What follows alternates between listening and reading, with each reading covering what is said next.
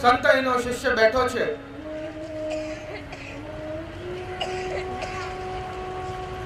એક વીછી આવીને નદીમાં પડી.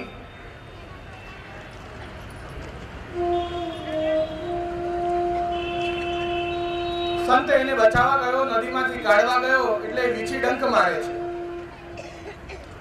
હાથમાં ઉપાડવા જાય છે અને ડંક મારે છે એટલે ફરી છોડી દે છે. ફરી પાણીમાં પડે છે, ફરી ઉપાડવા જાય છે, ફરી ડંક મારે છે, ફરી છોડી દે છે.